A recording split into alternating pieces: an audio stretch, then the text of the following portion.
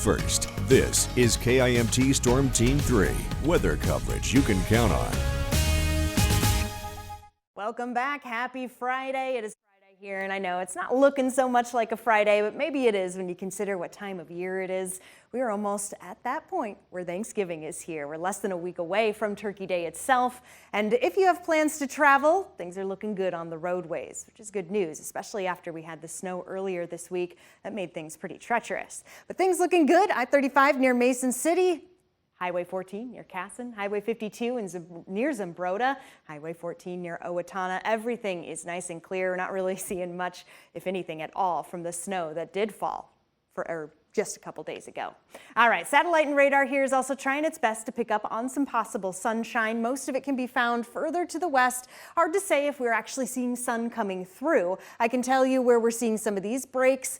Not really much of it. The overcast skies have hung out pretty much all day and will continue to do so. We might start to see some minor clearing as we get later, closer to sunset and beyond.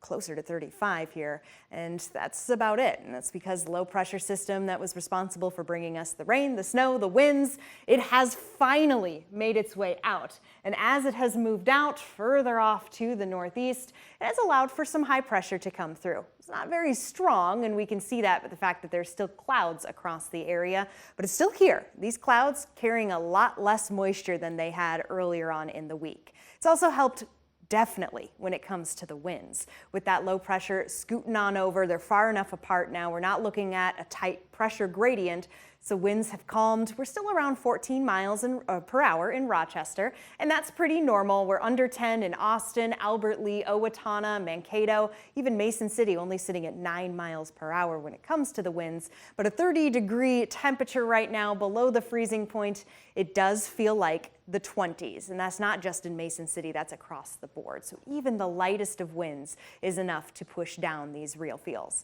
Heading out the door, temperatures are expected to rise. We're looking to still get into the mid-30s here. Some of us are going to be a little cooler than that. It's all just very geographically dependent.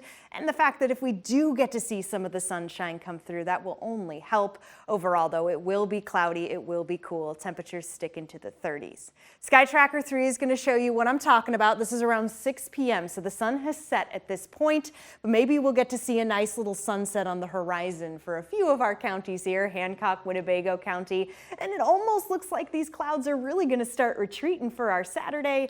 Unfortunately, more clouds do start to pour in. Mostly cloudy skies are expected for Saturday. We might get a brief hour or so where a little more sunshine comes through, then the clouds build right back up. The bigger news here for the weekend is going to be those temperatures. Back into the 40s we go, Nick. So here in the 7-day forecast, where the weekend is always in view, we got to enjoy the dry 40s because looking at the extended forecast, those temperatures are going to plummet.